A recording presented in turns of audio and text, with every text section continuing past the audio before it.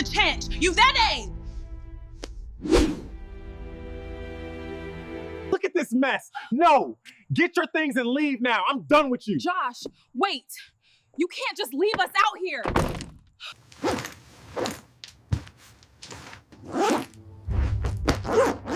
The air inside the master suite of the Kalu residence in Banana Island was always kept at a precise, clinical 18 degrees, a temperature that defied the oppressive, weeping humidity of the Lagos Lagoon just outside the bulletproof glass. For Obinna Kalu, this artificial chill was not merely a comfort but a necessity, a physical manifestation of the control he exerted over every variable of his existence. At 42, standing at the helm of a private equity firm that dictated the fortunes of infrastructure projects across West Africa, Obinna had learned that chaos was the only true enemy of wealth. He moved through the world with the specific, heavy gravity of a man whose net worth was a fortress. Yet he carried the internal silence of the boy he had once been in the dusty markets of Aba, watching men haggle over pennies. He fastened the clasp of his Patek Philippe Nautilus, the rose gold cold against his skin, and looked at his reflection in the floor-to-ceiling mirror. The suit was Brioni, bespoke, cut to hide the tension in his shoulders, but his eyes were ancient, tired, and alert. Behind him, in the sprawl of Egyptian cotton sheets, his wife Neka slept the deep, untroubled sleep of the heavily subsidized. She was a woman of breathtaking beauty, a curator of aesthetics who treated her own life as a gallery exhibit, funded entirely by Obinna's labor. He had given her the world, the black card with no ceiling, the mornings at the Alara concept store, the summers in the south of France, believing that if he built a cage of gold and diamonds, the bird would never dream of the sky. But Obinna was a man of numbers, and numbers possess a brutal honesty that human beings lack. He had begun to hear the whisper of structural failure in the architecture of his marriage, not in the form of arguments or cold shoulders, but in the sterile columns of a Microsoft Excel spreadsheet. The fracture had revealed itself on a Tuesday during a routine internal audit of his personal liquidity. Obinna was not a man who delegated the oversight of his own empire. He trusted auditors, but he verified their work with the obsession of a forensic scientist. A sum of $250,000 had been moved from their joint lifestyle and philanthropy account, a fund intended for her charity galas and wardrobe updates, into a shell company listed as Modern Art Logistics. To the untrained eye, it was a mundane transaction, perhaps a deposit for a new sculpture or a shipping fee for imported furniture. But Obinna's mind was a catalogue of patterns, and this pattern was dissonant. The routing number did not lead to a gallery in London or a logistics hub in Dubai. It terminated in a local bank branch in Surulere, a district Neka had not visited in 15 years, a place she mocked for its noise and congestion. Instead of confronting her, instead of waking her up to demand an explanation, Obinna did what he did when a hostile takeover loomed. He went dark. He smiled over breakfast, complimented her braids, and drove his matte black Mercedes G-Wagon directly to the offices of a private intelligence firm in Victoria Island, bypassing his own corporate security to ensure total discretion. For 3 weeks, he lived a double life. By day, he managed mergers worth billions. By night, he returned home to play the role of the boring provider, the stoic husband who nodded politely while Neka complained about the incompetence of her personal stylist, or the traffic on the Lekki Ikoyi Bridge, all while he knew she was financing his replacement. The report that landed on his mahogany desk on a rainy afternoon was a masterpiece of devastation, a thick dossier bound in black plastic that weighed more than its physical mass suggested. The private investigator, a former DSS operative with a scar running through his eyebrow, sat silently as Obinna turned the pages. The $250,000 had not purchased art. It had purchased a fully equipped, soundproofed recording studio and a rugged second-hand Toyota Prado for a man named Femi. Femi was a conceptual artist, a polite Lagosian euphemism for an unemployed narcissist with dreadlocks, a gym-honed physique, and a sketchbook full of bad ideas. who also happened to be Neka's university sweetheart. He was the man she had supposedly outgrown when she chose the stability and power of Obinna. The surveillance photos were high definition and brutal. They showed Neka and Femi at a boutique hotel in Lekki, their heads close together, laughing with an intimacy she had not shown Obinna in a decade. There was a photo of her hand resting on Femi's neck, a gesture of ownership and tenderness that made Obinna's stomach turn. But it was the audio intercepts from her cloned phone that turned his blood to ice. He sat in his office, the skyline of Lagos gray and weeping through the glass, and listened to the voice of the woman he had sworn to protect. "Be patient, baby," she said, her voice dropping to a conspiratorial whisper. "The old man is distracted with the merger. He's so dull, Femi. He talks about yields and dividends, and it's like sleeping next to a calculator. But once he transfers the deed to the London flat into my name for tax purposes, we are gone. I just need to endure his boring stories for another month. The money is coming. Just keep the studio warm for me." She called him the old man. She called his life's work the discipline that paid for the very phone she used to betray him. Boring stories. Obinna realized then that he didn't just want a divorce. A divorce was a legal transaction, a settlement where she would walk away with half of what he had built, allowing her to fund Femi's mediocrity for the next 40 years. No. Obinna wanted an exorcism. He needed to know the absolute depth of the rot. Was she merely greedy? A woman caught in a moment of weakness? Or was she truly devoid of all loyalty? A parasite attached to the host solely for the blood? To find out, he had to destroy himself, or at least the version of himself she loved. The plan formed in his mind with the complexity and elegance of a chess grandmaster's endgame. He would simulate the one thing Neka feared more than death, more than aging, more than irrelevance: poverty. He would strip away the gold plating and see if the woman underneath remained, or if she would dissolve like sugar in hot water. He spent the next 48 hours setting the stage, freezing secondary accounts, moving liquid assets into untouchable offshore trusts, and instructing his legal team to prepare a very specific narrative. On Friday evening, he executed the trap. He left the G-Wagon at the office garage and hailed a battered yellow taxi. He loosened his tie until it hung askew, messed up his hair, and splashed water on his face to simulate the cold, clammy sweat of a panic attack. He walked up the long driveway to his mansion, dragging his feet like a man carrying the weight of a collapsed sky. When he entered the living room, the house was quiet, scented with the lingering traces of her expensive perfume. Neka was lounging on the Roche-Beaubois sofa, scrolling through Instagram, a glass of vintage champagne in her hand. She didn't look up initially, assuming it was the house help. When she finally saw him, disheveled, walking heavily, without his signature aura of invincibility, her brow furrowed. Not in concern, he noted with a pang of finality, but in irritation.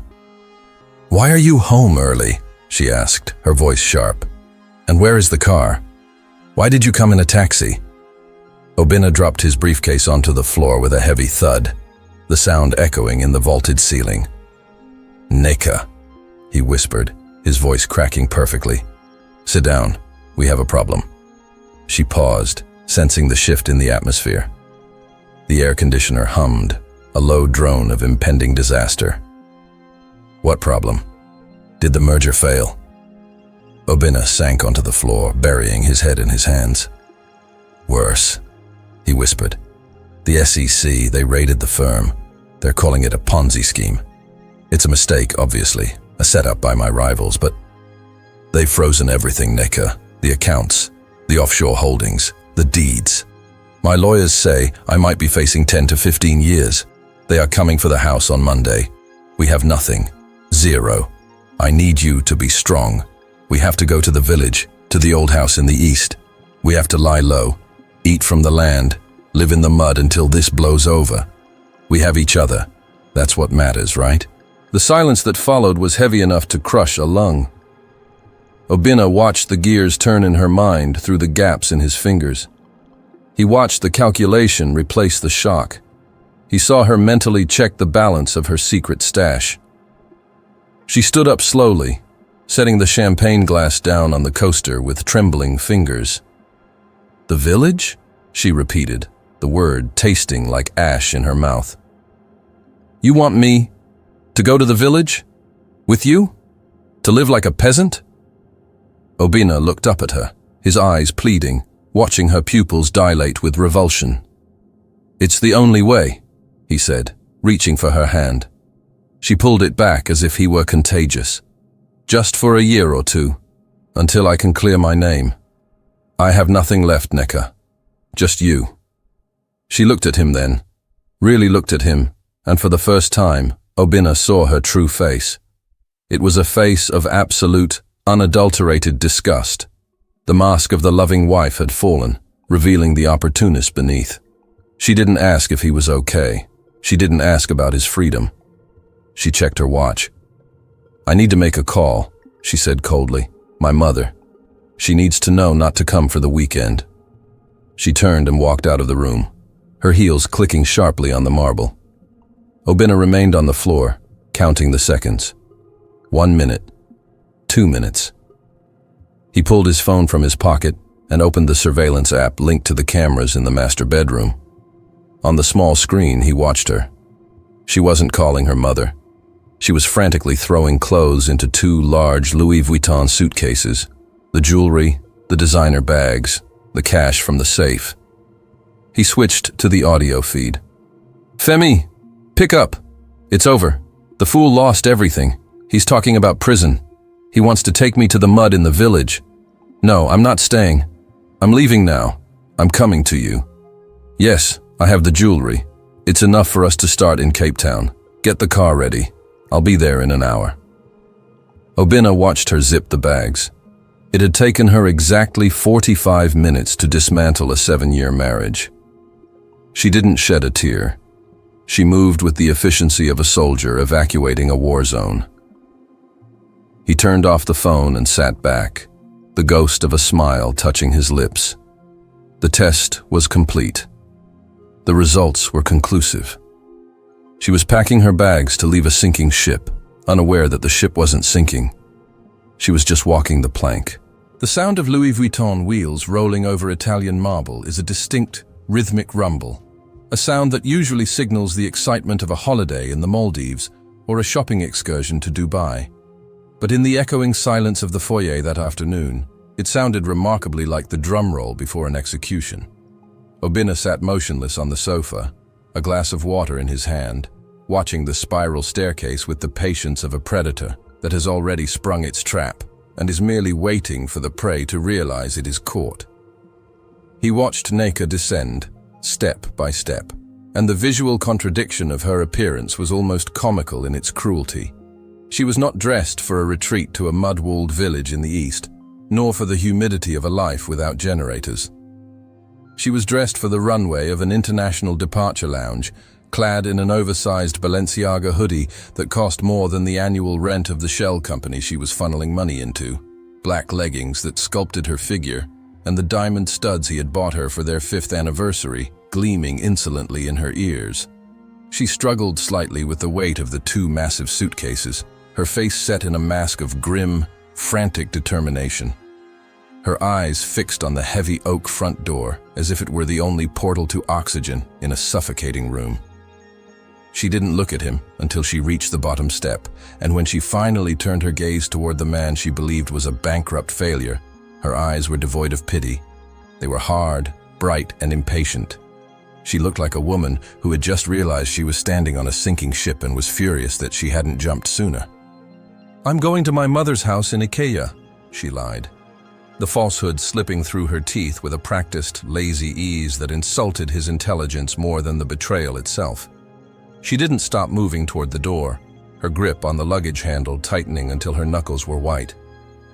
"I can't do the village, Obina. You know about my asthma, the dust. It's not safe for me physically. I'll stay in Lagos, see what I can salvage, maybe sell some old clothes to send you cash. You go. I'll join you when things settle down and you figure this mess out." It was a lie so transparent it was almost see-through. A flimsy curtain pulled over the reality that she was fleeing to the arms of a man who couldn't afford to change the oil in the car she was about to steal. Obinna stood up then, his frame filling the room, blocking her path to the door, not with physical force, but with the sheer, suffocating weight of his presence. He moved slowly, dragging his feet like a man broken by the weight of the world, playing the role to its final, bitter conclusion. "Neka," he said softly, his voice echoing in the high-ceilinged foyer. "We have 0 naira in the accounts. The cards are dead. The driver is gone. If you leave now, you leave as a pauper. Is that what you want? To leave your husband when he is down? To abandon the man who built this world for you because the walls are shaking?" Something in her snapped then, a fracture in the porcelain doll facade she had maintained for nearly a decade. Perhaps it was the word pauper, a word that terrified her more than death. Or perhaps it was the sheer exhaustion of pretending to respect a man she viewed as nothing more than a localized economy. She dropped the handle of the suitcase, the noise cracking like a gunshot in the silent house, and her face twisted, the beauty contorting into something sharp, ugly, and undeniably real. "Down! You aren't just down, Obinna. You are finished!" she screamed, the venom spilling out of her like bile from a ruptured organ. "Do you think I stayed with you for your sparkling conversation? Do you think I endured your late nights, your obsessive spreadsheeting, your boring silent presence because I loved you?" She laughed, a harsh, brittle sound that scraped against the marble walls. "I stayed because you were the bank. That's it. You were an ATM that breathed. I deserve the trips to Paris. I deserve the G-Wagon. I earned every penny of this life by tolerating you, by listening to your dull stories about market yields while I rotted inside. And now you want me to go to the mud and eat cassava with you because you were too stupid to hide your assets properly. No, I am done. I am going to someone who knows how to treat a woman, even if he doesn't have your millions. At least he's alive.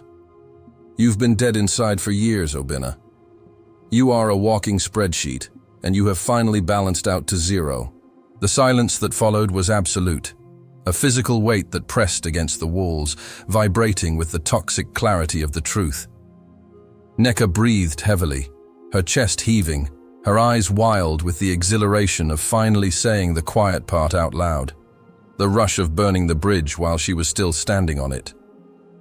She reached for the door handle, her fingers trembling, expecting him to collapse, to weep, to beg her to stay, to offer her hidden cash from a floor safe, just to keep her within his orbit.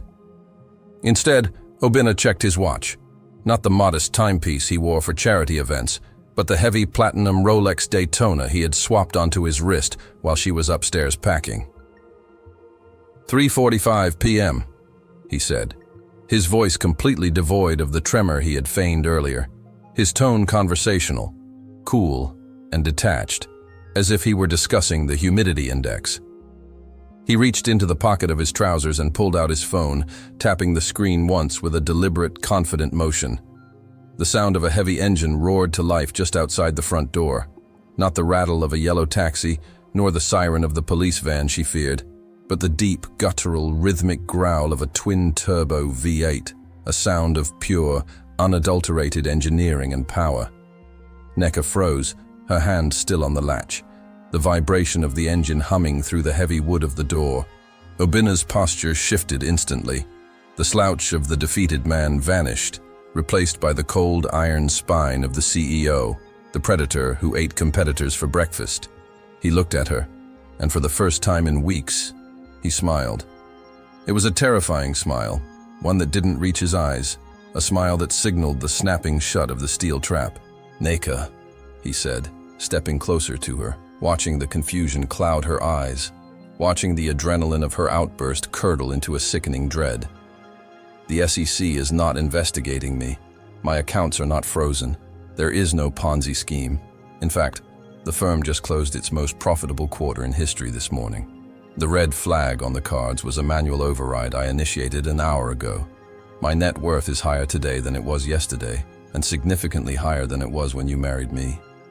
He took another step, invading her personal space, watching the blood drain from her face until she looked like a ghost in designer clothing. "There is no bankruptcy. There is no prison. There was only a test. Evaluation of my assets and liabilities. And you, my dear, are a liability I can no longer afford to carry on my balance sheet." Her mouth opened, but no sound came out. She looked at him, then at the bags at her feet, then back at him, her mind unable to process the reversal, her brain misfiring as the reality of her confession crashed down upon her. "What? What are you saying?" she stammered, her voice small and broken. "I'm saying," Obinna continued, walking past her toward the door, his movements fluid and precise, "that you were right. I am a calculator. And I have calculated that you are worth exactly nothing to me." He opened the front door, letting the humid, heavy Lagos air rush into the air-conditioned sanctuary, carrying the scent of rain, exhaust, and the lagoon. Parked in the driveway, gleaming under the gray sky like a weapon carved from slate, was not a getaway taxi, but a brand-new, slate-gray Porsche Cayenne Turbo GT, the aggressive coupe-styled SUV he had ordered 6 months ago as a surprise for himself, a machine that screamed wealth and dominance.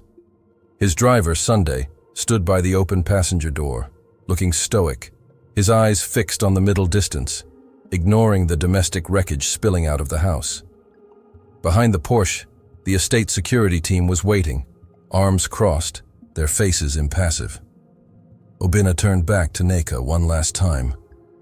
She was trembling now, not with anger, but with the terrifying realization of total, irreversible loss. The arrogance was gone, replaced by the desperate panic of a parasite detached from its host. "Obinna, wait!" she cried out, reaching out a hand, her nails grasping at the air, her voice pitching up into a desperate, wailing whine. "Baby, I was just angry. I didn't mean it. I was panicked. You know I love you. I was just testing you too. I was scared of the police. I wasn't thinking. Please, let's talk about this." Obinna looked at her hand on his sleeve, as if it were a stain, a smudge of dirt on a pristine garment. He gently, firmly removed it, brushing the fabric of his shirt. "You didn't mean it?" he asked, his eyebrows raising slightly in mock surprise. "You meant every word, Neka. And truthfully, it was the most honest you've been in 7 years. I prefer the monster who screamed at me to the liar who kissed me this morning." He stepped out into the humid air, the heat wrapping around him like a familiar blanket. "The house is in a trust. The locks have already been recoded. Your access to the estate expires in exactly 10 minutes. Take your bags. I believe Femi is waiting for you in Surulere. I hope he has gas money for that old Toyota, because your cards were permanently canceled an hour ago." He slid into the leather seat of the Porsche, the interior smelling of fresh leather, Alcantara, and victory, a sharp, clean contrast to the stale stench of betrayal he was leaving behind. He didn't look back as Sunday closed the door with a solid, expensive thud. As the car peeled out of the driveway, the exhaust note snarling like a beast released from a cage, Obinna watched the rearview mirror. He saw Neka standing in the driveway, a tiny, diminishing figure next to her Louis Vuitton bags, screaming silently at the taillights, trapped in the very poverty she had tried to run from. He adjusted his cuff, selected a jazz playlist, and merged onto the bridge, driving toward the mainland, lighter, richer, and finally, completely free.